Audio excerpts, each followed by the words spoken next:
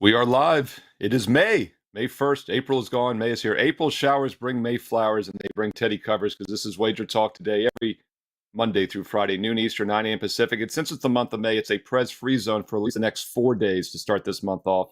Special thank you to all you viewers out there who have been with us for several years. And don't forget, post your questions in the live comments on the side. If you're watching the replay, post your questions in the comment section below on YouTube as we are answering them each and every day on Wager Talk Today. And we'll get to that at the end of the show today, Teddy. But we got some great guests to lead off May 1st, Monday. Who do we have on today on Monday? We sure do. We're going to lead off with Marco D'Angelo, one of the co-founders of Wager Talk. He's going to talk some NBA for Monday night, the Suns and the Nuggets game 2. We also got a little Major League Baseball for today. We'll talk some Reds and Padres. San Diego off that series in Mexico City that was produced some of the highest totals any of us have ever seen in MLB. What bettors learn? I'm going to talk about the NBA low-hanging fruit, Game 7 unders. Bryan Leonard going to join us. After that, he's talking a pair in MLB for today. We'll talk Guardians and the Yankees, Blue Jays, and the Red Sox. Bryan, of course, had both NHL road dogs last night, cashing at the big plus prices. Now, we'll do the BS report to close out the show. 3 questions, one from Sports Avenger, one from Bray D'Amico, one from Chris Lawrence. We'll answer all 3 before this show is through. So let's get into it, Steve. Loaded Monday edition. Yeah, May is my favorite time of year. I mean, it's just the weather's fantastic. We got playoff action in the NBA, NHL, Major League Baseball. We've got a month of data to work with here as well. Kentucky Derby, by the way, this weekend. We'll have some horse talk here on Wager Talk TV this week as well. So stay tuned all week. Some great info. And once again, keep dropping those questions in the live comments and in the post-show comments as well on YouTube. We'll get to them throughout the week. I forgot to introduce myself. I'm Steve Merrill, filling in for the Prez. That, again, is Teddy Covers. For those listening on the audio version, the podcast versions of the show as well, we'll bring on Marco D'Angelo. And, yeah, Teddy talked about those totals. And I can't wait, by the way, guys, until Tuesday and Wednesday. Hopefully we'll have Dave Sharapan tomorrow, and then we'll have Arthur DeCesar from the Westgate. The Westgate opened 15, closed 20 on the over-under on Sunday. And obviously it stayed well under, but some books opened 8.5 or 9 on Saturday, and it closed 15.5. It was the most insane thing I've ever seen with MLB totals. Marco, I don't know if you were involved in that this weekend or not, but just your thoughts on the weekend overall. Yeah, I wasn't involved. I almost wanted to pull the trigger on the under on Sunday because of the overreaction that you saw. There clearly was, value there. At least, anytime you see a total move is an adjustment as much as they did.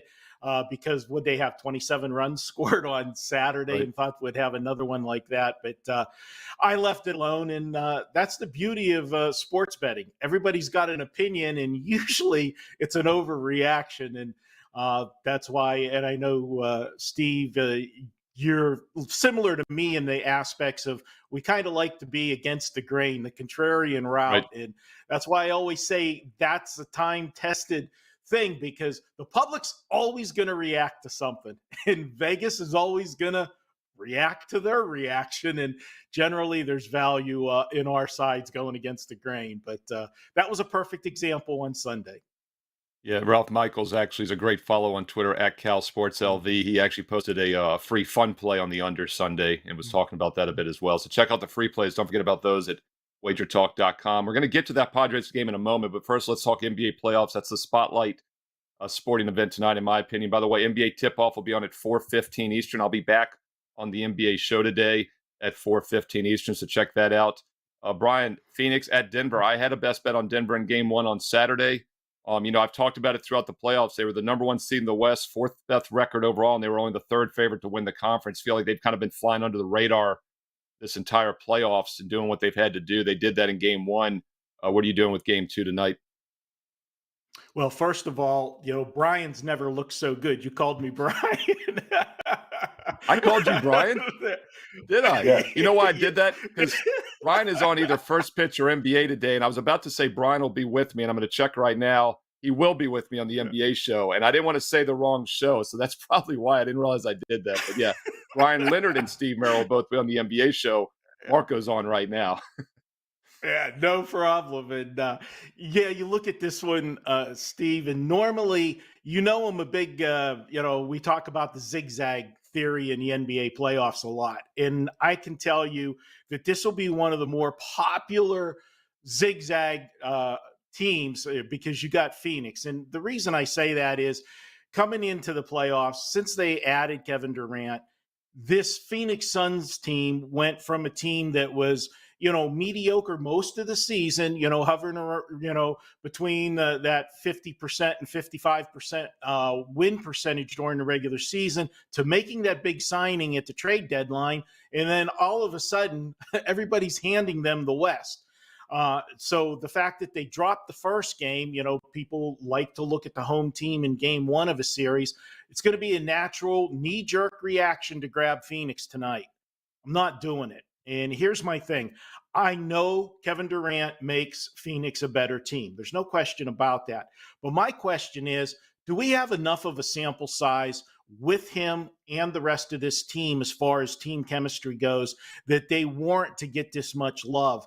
The deeper they go into playoffs, the better it will be because obviously they'll have more games together to get that chemistry. But for me, Denver's been the best team in the West all year, start to finish. And I'm going to ride them in game two, bucking the zigzag theory. And the reason I'm going to do that, and I don't know if I should wait for Teddy's cross-examination or not, because I got a couple big stats here. So I think I'm going to let Teddy pick me apart, and then I'm going to tell him these two stats I have for NBA playoff action. My question wasn't about picking you apart. It's actually about the series price. Because right now, Denver opened as a dog, a short dog. If you chopped around, you could have probably got about plus 115 at the high with the Nuggets, plus 110, even money, whatever it is. Now, minus 170, minus 175 after winning game one. If you like Denver tonight, do we just bet the Nuggets to win the series right now? Is that the way, or is Phoenix going to make this interesting before all said and done? I think they're going to make it interesting. I do like Denver for tonight to take the commanding two-game lead. But as we say in series, it's not a series until the home team actually loses a game. It goes according to the plan. So I expect Denver to win tonight. I thought, you would talk about, the bounce back with the Phoenix in this one. I found an angle here in playoff action, Teddy, and this is league-wide. So the last. I got to jump in, Marco. I love that you saved something to answer a question, and then I didn't ask the question, and then you're still going to give the info. Go. You go. Yeah, because this is the main reason why I'm taking Denver tonight in this one. Playoff teams who trail in a series and they have a season win percentage of 55% or less, and that's regular season. Going against those teams in the spot when they're down in the series, 40-14 against the spread the last 5 years league-wide. Also, and this is a trend that really bucks the zigzag theory a lot because home teams generally do good in the first game of a series. So you would be looking at the road team in the zigzag. In the last 5 seasons, if you just would play on home team in game 2 of a playoff series, 42-11 against the spread the last 5 years. Those are two pretty strong angles. And that's going to line me up on the Denver side tonight. Marco D'Angelo, and he says, fade the zigzag. Teddy Covers has talked about the zigzag is not all it's cracked up to be. So we've talked about that a bit. We'll see if the Suns are legitimate title contenders because once again, Phoenix was the favorite to win this conference a couple weeks ago when the playoffs began, despite being the 4 seed. Golden State was the second favorite, and Denver was only the third favorite, despite being the number 1 seed. But as Marco said, they're in pretty good shape if they go up 2-0 tonight in this critical home game. All right, Marco, let's talk some baseball now, though. And we talked about that Padres-Giants series in Mexico City on Saturday and Sunday. By the way, the altitude at Coors Field is 5,200 feet. Mexico City is 7,300 feet. Just to put in perspective how high the altitude is, it is 40% more altitude than Coors Field. So, we see totals of 11 and 12 at Coors. Not a surprise, I guess, that we saw 15s. But yeah, I know you love to fade the Sunday night teams. This isn't a Sunday night team, but this looks like a difficult spot maybe for San Diego, in my opinion. You reading my notes, Steve? Yeah, absolutely. Yeah, no, I did, but I knew him before.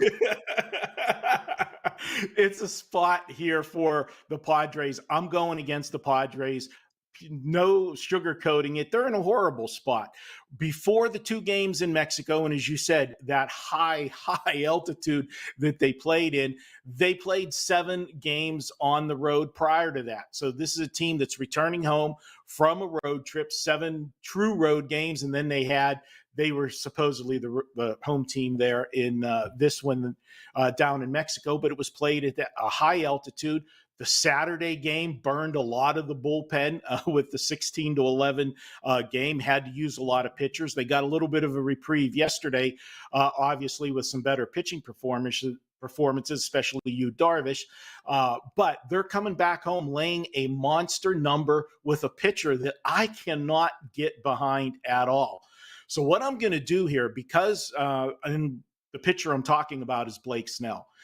He has not been good. And if you look at his last 4 starts, he has been absolutely putrid. I look a lot at the strikeout to walk ratios. And to me, that's a great indicator of the command of the pitcher has with his pitches. He's got a 17-17 strikeout to walk ratio over his last 4 starts. He's also had 19 base runners in the last 4 games, which has been 18 and 2/3 innings of work. You cannot put 2 base runners on per inning and get away with it. Cincinnati, they're still on a road trip, West Coast road trip, but they just had to move, short distance to get to today's game. They've got the rest factor on their side, and I'm going to go ahead and take them splitting the bet up. I'm going to take them plus the big number. They're a huge dog in this game, but I'm also, because they're such a huge dog, you can get them at plus 1.5 runs at near pick'em value. So I'm going to split my wager, full game wagers both ways, plus 1.5 runs and plus the big money line price. And I'm going to take Cincinnati and fade Blake Snell. So when we look at the Reds on the highway this year, it hasn't been pretty, and that's putting it mildly. They did win 1 game at Philadelphia. They got swept in Atlanta. They got swept in Pittsburgh. And then they took 2 out of 3, but managed to lose 1 to the A's as well. And certainly didn't dominate that series. So we're talking about a team that's 3-10 on the highway this year. It's not like they've got an ace on the hill. It's not like they've got a lineup that compares with San Diego's. Given the spot, obviously we don't like the spot here for the Padres. And certainly Snell, you said that you can't give up 2 base runners in an inning and survive. Maybe against Cincinnati you can. Because the Reds, and I'll give Snell credit for finding ways to pitch out of trouble. He has not had, you talk about his outings being disastrous. They haven't been disastrous. He's just been in trouble in every inning that he pitches. He's been able to pitch his way out of that trouble. So I guess my question is, the Reds road woes. Is there anything to that? Is Cincy a team we don't want on the highway? Is that early start, has had their early season struggles? That's something we can expect to carry over when it comes to the Reds trying to win games against good teams on the road. Well, no question, you don't want to see a team 3-10 on the road. In the couple of those wins came against Oakland, so do we even count those wins? I'll give you that. But let's also say they did play 4 games in Pittsburgh. And although Pittsburgh is a surprise, and there's no bigger surprise to myself, Pittsburgh's got the best record in the National League right now.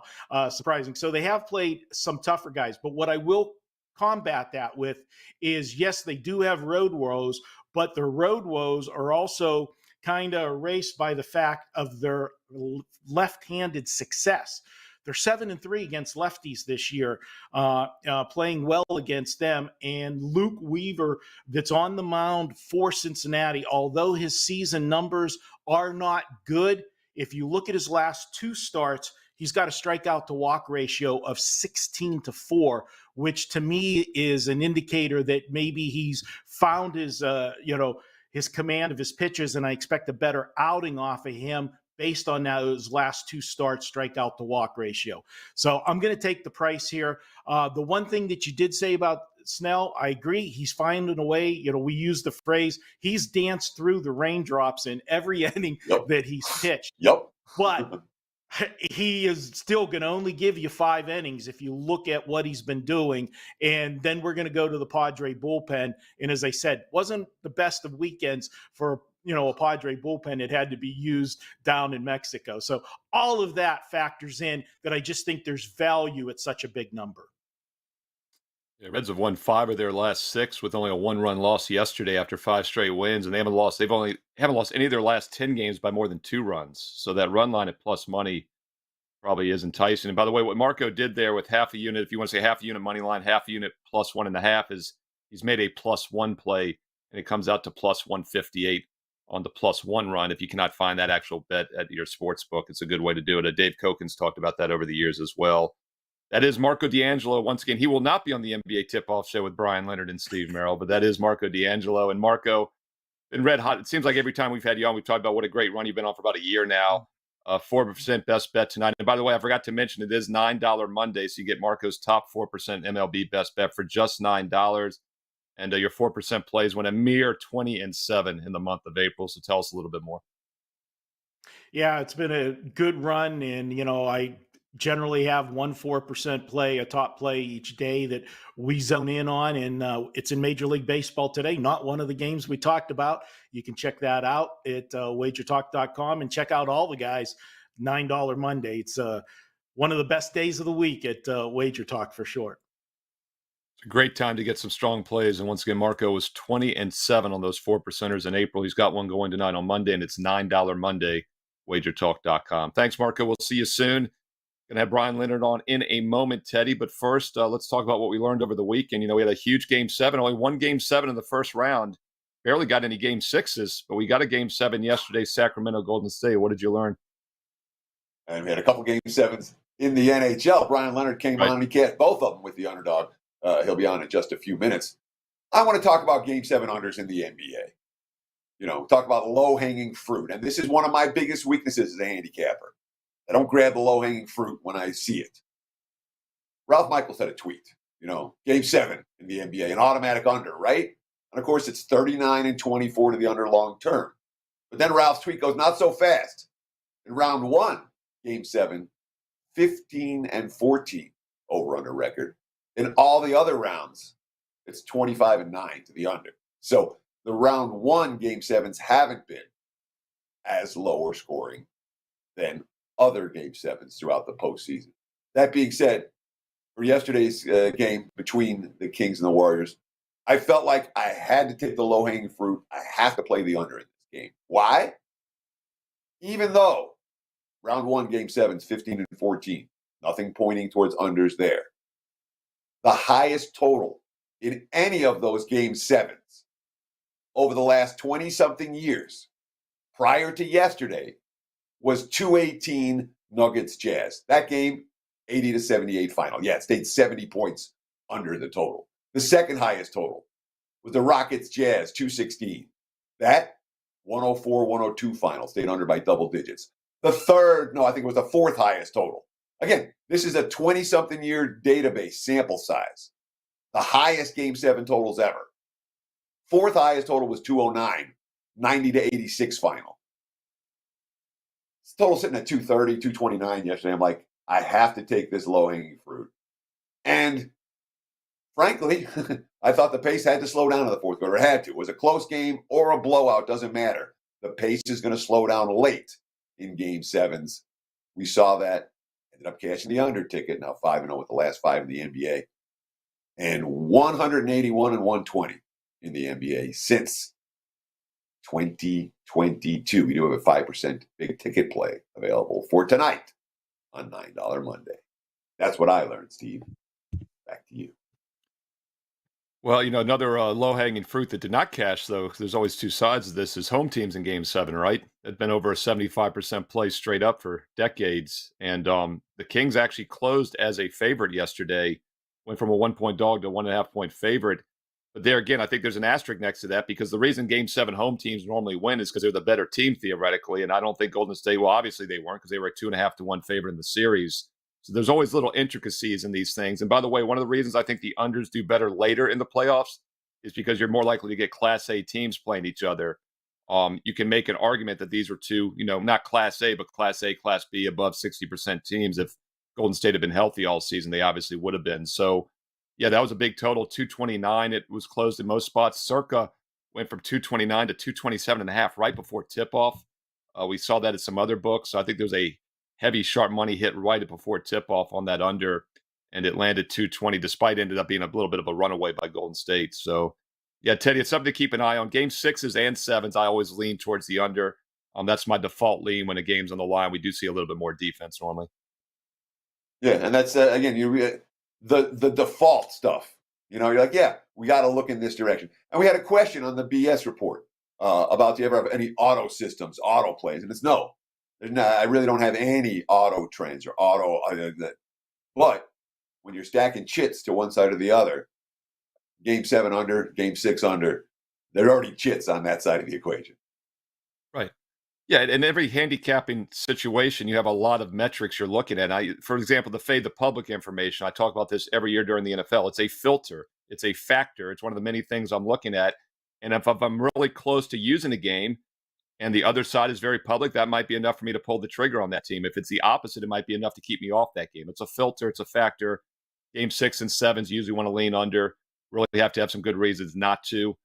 Just like the Padres tonight. Not a good situational setup for them. You really would have to have some good other reasons to probably back San Diego tonight in that game we talked about in baseball. Speaking of game 7s, as you mentioned, Teddy, Bryan Leonard's doing quite well in the NHL. We had a ton of game 6 and 7s in the NHL playoffs, Brian. It's been a really fun playoff so far. Welcome to the show, and let's jump right into it. Actually, first of all, Ted, we're going to talk baseball, so give us a little quick recap since it's a Prez free zone. It's a Canadian free zone today. Your NHL thoughts from over the weekend. Yeah, I couldn't understand, and it goes back to something Marco said about the NBA game today. Just because the stats are out there does not mean you need to know what the stats are going for. For example, he talked about Phoenix being a 55% win team. They're not a 55% win team. You just spoke about Golden State being healthy. Phoenix is healthy now. They've got all the big players out there right now. So that stat, you have to throw that out because if they had these guys playing all season long, they would not be a 55% team. They'd be a 75% team. So even though the stats are out there, you can manipulate the stats any way you want. But you have to take it into account. And you just spoke about the San Diego coming back from Mexico. That doesn't happen. So you've got to be able to weigh everything. But yeah, with the 2 games yesterday, I couldn't understand why they played 6 games. Each team played the 6 games, and yet they're a 2-1 favorite. Each of them were about a 2-1 favorite to win this game 7. How are you a 2-1 favorite when you've already lost 3 of the first 6 games?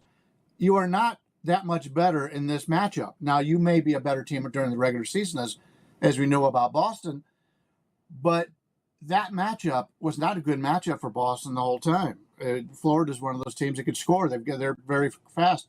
And Seattle gave Colorado everything they had the entire time. So, yes, it was a 7-game team playing at home, but if you watch the first 6 games of each of those series, those teams are equal. And to get that plus 180, plus $2 that you were getting, I thought was just a gift that you couldn't pass up. And that's why I played them. Yeah, and Brian, I've always said it's very important with any trend or system. You have to have some logic behind it, right? You have to be able to explain why it might work. And it has to be pretty simple logic, not like 7 layers of it. Home teams obviously have a strong home court in game 7, right? They should theoretically be the better team, although nowadays with load management, that's not the case. But I've always thought home ice is not nearly as advantageous in the NHL as it is in the NBA. Game 7 home teams, I believe, in hockey are like 58%.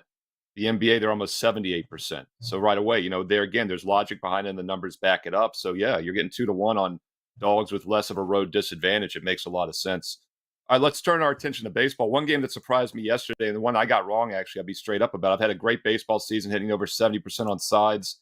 But I thought the Yankees would be much better yesterday against Texas. And I faded the Texas team, as you know, that's been one of my play-on teams this year. I thought coming into the season they'd be vastly improved. They have been. What do we do with the Yankees now? They're returning home after that trip to Minnesota and Texas, in which they only won 2 games. Now they're taking on your Cleveland Indian Guardians tonight. I actually was against you in that game yesterday. I did have Texas. That was one of my plays. The only game I lost was the Guardians. Game that I liked the pitching matchup, and then once the starters went out, the bullpen wasn't very good. But take a look at this the powerful New York Yankees lineup. We all know Aaron Judge is out. He's got a hip pointer or something wrong with his hip, so he won't be playing.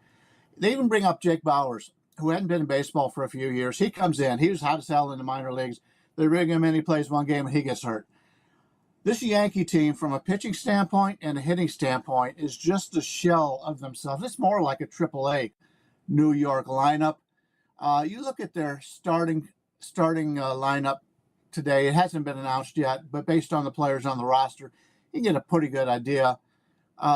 They've got legitimate hitters in Rizzo, LeMahieu, and Torres. Everybody else is a fringe major leaguer. Sure, Volpe's a guy that's got a good future in the league, but you've got Willie Calhoun. He's failed everywhere he's been. Jose Trevino, decent catcher, but he's not going to win you an offensive game. Aaron Hicks, Isaiah Kiner-Falefa. I mean, this is not a lineup that's going to scare anybody.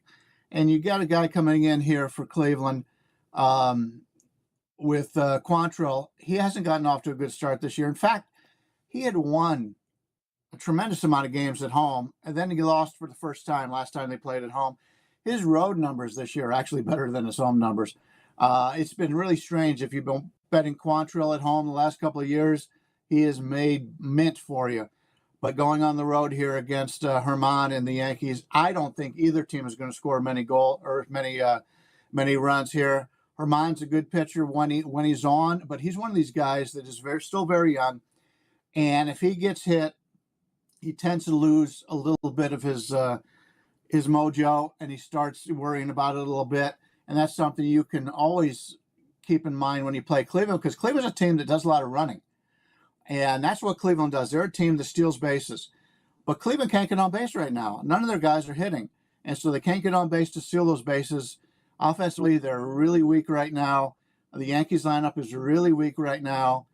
This is at 8.5. It's been there all night. It hasn't moved. I like this game to go under. Don't want part of either one of these offenses right now. So I certainly wouldn't talk you out of playing under today. My biggest concern has to do with the 2 bullpens. The Guardians bullpen got beat up at Boston this weekend. It's been a good pen all season. It was not a good pen necessarily when it mattered most this weekend, blowing a win opportunity in extra innings against the Red Sox. And the Yankees say they used up their pen in Texas. I mean, it certainly wasn't a weekend where their pitching lived up to expectations. How concerned are you about the latter stages of this game, potentially seeing some runs and bunches? Would you look at a first 5 wager as a starting pitching scenario, or is this a full game scenario for this? It's a full game scenario. Cleveland, you're right. And it all comes down to Class A. Class A, the last 2 years, has been the best relief pitcher in baseball. He has been unhittable. His velocity's down a little bit this year. His control's down a little bit this year. He hasn't been nearly as dominant as he has been. And a lot of this, I think, has to do with the clock management. Karinchak, we all know about Karinchak. He's a guy who flips the ball around, and he's got all these fidgeting things. He was very good until this year, and his numbers are terrible. And he's your 8th inning guy. So Cleveland's bullpen is a concern. I'm not as concerned about the Yankees bullpen. Even if you take a look at what the Yankees have done on this season, their bullpen is one of the best in Major League Baseball. It's been that way all season long. They've got a lot of depth, a lot of guys that really we didn't expect much out of that have pitched very well for the Yankees. So I'm half and half with you on there. I like the Yankees bullpen, even though lately they faltered a little bit, but they've been very good all season. The Cleveland bullpen's a worry for me. Yeah, I've talked about the Yankees offense live or die by the long ball, right? I think they've had single-digit hits now in like 14 of their last 15 games. They've only had double-digit hits once in all this, basically a month. So it's a team that kind of lives and dies by the three-pointer. It's like the Yankees are like that when they're shorthanded. It gets even worse. Brian likes the under there. Let's, Brian, talk about one more AL East game while we have you here. And once again, there will be more baseball talk at 2 o'clock Eastern today, every weekday with Drew Martin and company. I'll actually be on the MLB show as well today on Monday here on the network. Toronto at Boston. Blue Jays 18-10. Red Sox just one game above 500. Toronto's a team that's always played very well at home, but they're actually a solid, I believe, 9-3 on the road this season, 9-7 at home. So Toronto takes to Boston here after a homestand against the White Sox in Seattle. How do you think this one plays out? Well, I want no part of Corey Kluber pitching in a hitter's ballpark against probably the best hitting team in the American League, and that's Toronto Blue Jays. You've got to be able to strike Toronto out because they're such a powerful team. He's only got a strikeout to walk ratio is strikeouts minus walk percentage is 11.3. Berrios, on the other hand, 21.7. Berrios is a guy who was one of the top pitchers in baseball just a few years ago. Toronto signs him. I didn't understand bringing him in to that division with all the big bats that are in the American League East, and he has struggled. But this year, after struggling his first couple of starts, he's turned it all around. And you take a look at his earned run indicators. His FIP 2.37 as opposed to Kluber's 6.76. His xFIP 3.30. His xERA is better. His Sierra 3.41. Berrios right now, and I faded him a couple starts ago because I thought he was still struggling. But since then, I've been watching him. He's back to where he was before. And because of the names on the jerseys with Boston playing at home, I think you get a little bit of an advantage here. The line opened 140. Money's come in on Toronto. It's up to about 150 in most places here. I prefer the Toronto side. Like I said, I love Corey Kluber as a person. I love what he did for my Cleveland Indians for all those years, but he's a different pitcher now. And going up against this powerful lineup for Toronto, I prefer the Toronto side here, and I think it's a pretty cheap number. Do you worry at all, Brian, about Berrios' pitch count last time out? This is a guy that hadn't thrown 90 pitches in any start prior to last time. And last time he was rolling against the slumping White Sox. Ended up being out there for 7 full innings and throwing well over 100 pitches in that ball game. Do you worry about the high pitch count last time, or is this something that, by this stage of the season, these hurdlers are ready to throw 100 plus every time they hit the hill? It is a concern. It's something you need to know about. But he, in his earlier years, he's still a decently young guy. He pitched a lot of games over 100, even though it hasn't happened much. It was because he hasn't been effective. So it is a concern, and it's a good question to ask. But yeah, I'm not worried about it in this matchup. It's Bryan Leonard, and Brian not only went 4-1 yesterday on Sunday, all 5 of those plays were plus money, including 2 almost 2-1 underdogs in the NHL playoffs. So not a bad time to check Brian out on $9 Monday. And Brian, it's even more of a reason to take a long-term subscription approach. And today is the last day to get that buy a month for $239, which is an instant $60 discount, and they get a bonus 7 days, another $99 value for free. Last chance to do that with any capper as well, including Brian at WagerTalk. What else you got planned for $9 Monday, Brian? Well, unfortunately, there's not many games out there today, and there wasn't anything that caught my eye. So I'm probably going to pass on $9 Monday. But if you were to call in and you wanted to get a month of my service, just talk to the girls in the office. They'll add another day on because I am probably likely passing today. So you're not going to miss anything. The best plays I'm using are on the shows that I have for today. Yeah, I was going to say, actually, you automatically get that extra day. When you have a subscription, that's another reason, get one of Brian's subscriptions. You get that extra day added on right away. So you never miss out when you have a quality over quantity capper like Teddy, Brian, and myself, Ari. We don't force plays, and we only use them when we see value. And Brian, once again, 4-1 yesterday on Sunday, all plus money plays. Check him out, especially right now for the NHL playoffs. All right, Brian, I'll see you later today at 4:15 Eastern. You and I will be on the NBA show together tonight on Monday. All right, Teddy, going to take a little break. We'll be back for a little BS, some viewer questions. 30 seconds.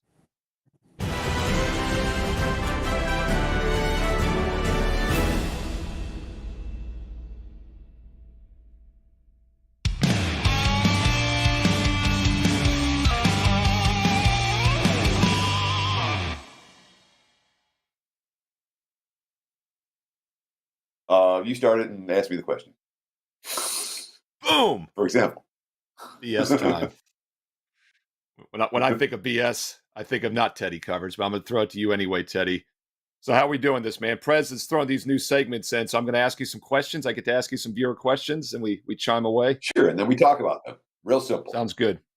So once again, viewers, live chat on the side here. If you're watching us live, we're going to look at the live chat, but I know many of you watch us on the replay, which is perfectly fine. Leave the comments, the questions also on YouTube below, and if we don't get them the next day, we might get to them the following day. So the more questions, the more we can cover here on the show. But we got some from last week. And I'll start them off in schedule order as I sent them in last night. But Sports Avenger had this in the live chat actually on Friday. Basically, just in general, with more and more horror stories surrounding the legal sports betting, industry, such as players betting on games, ads potentially targeting young people, fans lashing out because of wagers, politics, etc. Do we think the industry could be in jeopardy? He hopes not. He's just asking.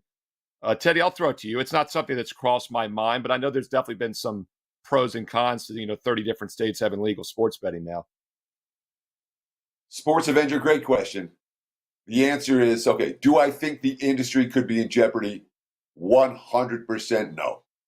I'm not worried in the slightest. Now the government is involved in collecting tax revenue from sports betting in 30 different states. It's in their budgets. It's in their individual state decision-making processes, and they all are counting on that revenue.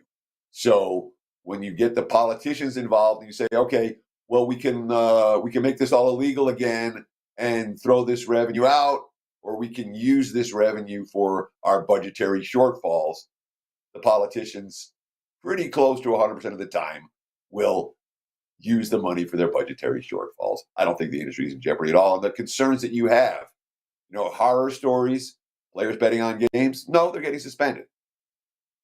Ads potentially targeting young people, is that a horror story? We have not heard yet, at least publicly, any stories of 15-year-olds running up $1 million in credit card debt. I haven't seen it. Fans lashing out on players because of wagers, they did that beforehand. Politics, good luck with politics and sports. It's always going to be difficult there. But I don't think any of those factors lead towards anything being, quote, in jeopardy. There's going to be controversy. There are going to be issues. Sports betting's legalized, regulated sports betting. I think it's here to stay in the U.S. Agree, Steve? Yes. I'll use a banking analogy, a financial markets analogy. It's too big to fail. And you're exactly right. Yeah. Once the politicians get their greedy little hands on money, they don't give it up. And that was always the light at the end of the tunnel for me that I thought would eventually bring the legalization, is that there's just too much money going offshore to the Caribbean and other third world countries instead of staying here. So it's here. And regulation's a good thing. I'm not a big regulation guy. I'm a free markets guy. I don't like regulation. But this is an example where a little bit of regulation is a good thing because it keeps it from being underground and it's on the up and up. And I think it'll continue to profit. And I think we're okay moving forward.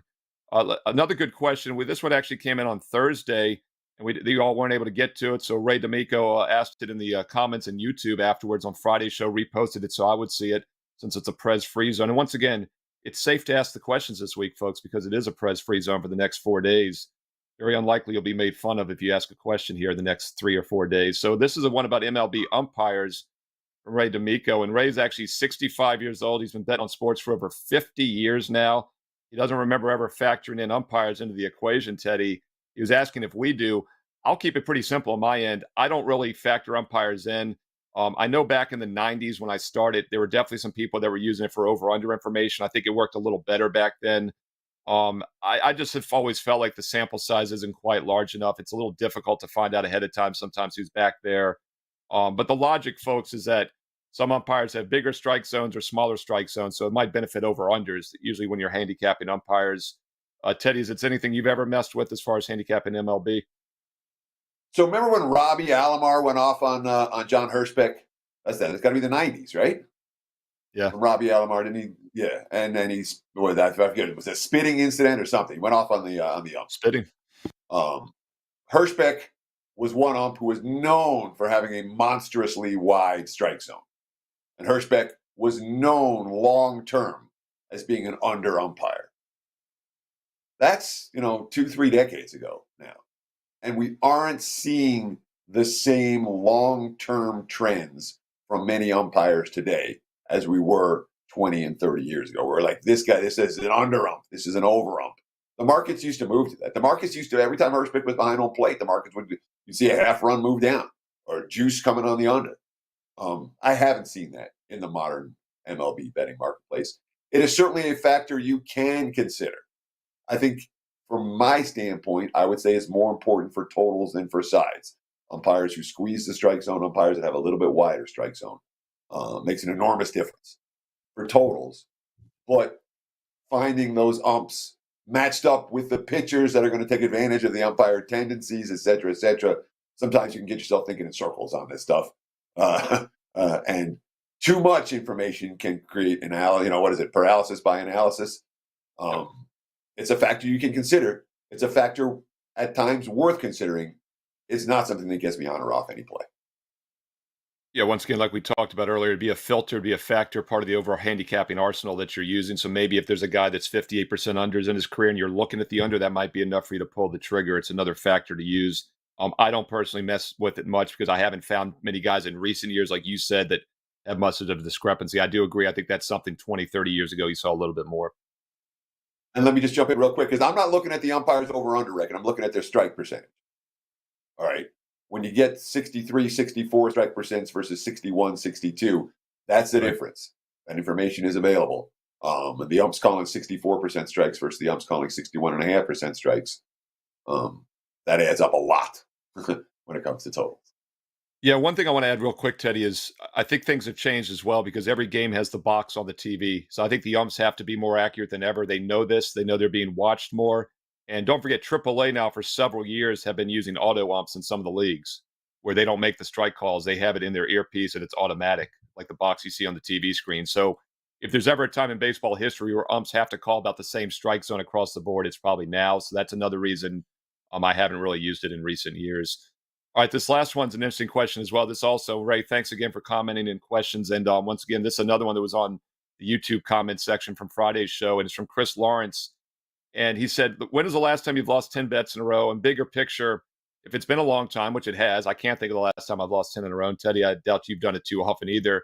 Why not bet the Martingale system? Seriously. Now, the Martingale for new viewers out there is something hopefully you'll never hear about or use. But what it is, and every new bettor at some point comes across this, Teddy, and it's a can't-lose situation, is that basically you double your bet after a loss. So if you bet $1 and lose, you bet $2 the next time because if you win, you end up $1 up, right?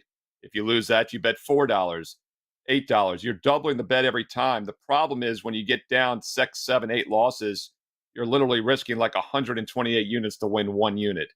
And it can get ugly fast, not to mention the emotional side of being able to stick with it, which nobody could, or house limits in blackjack or at the casino tables.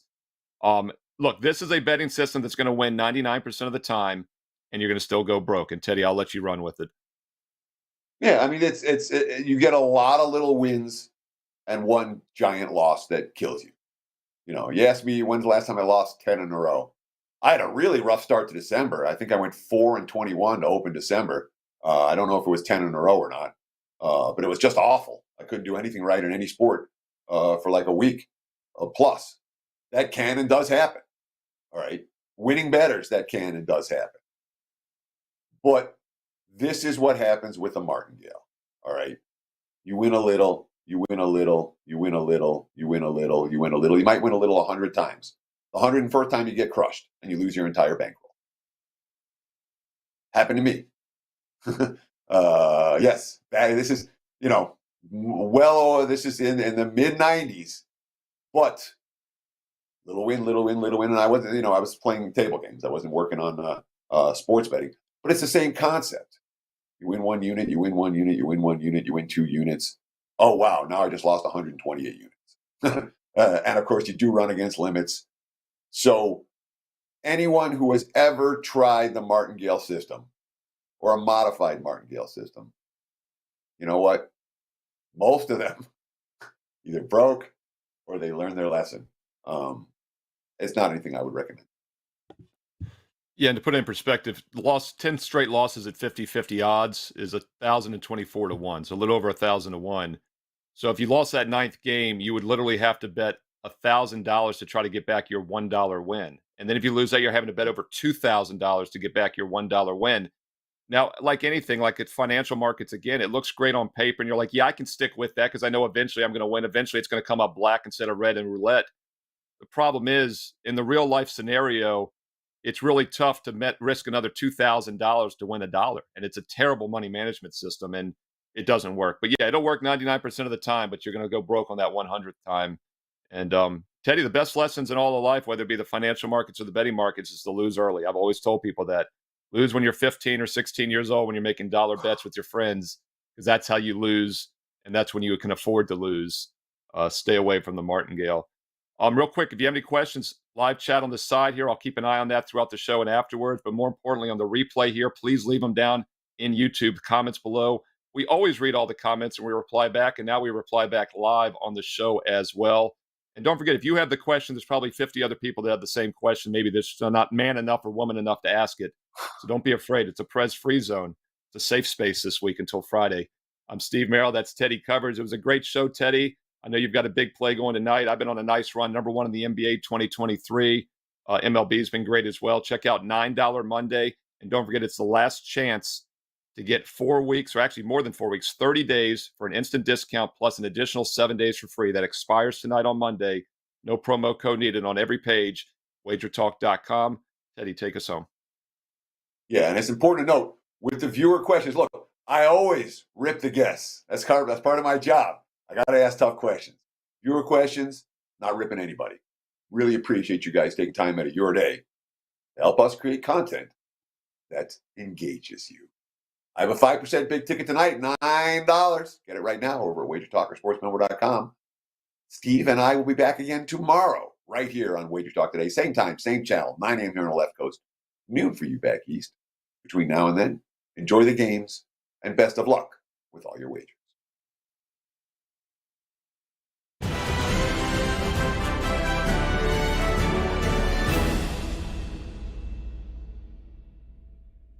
A 30-day all-access pass is priced at $2.99, but for a limited time, we have discounted that price to $2.39, dropping the daily cost to $8.30 per day.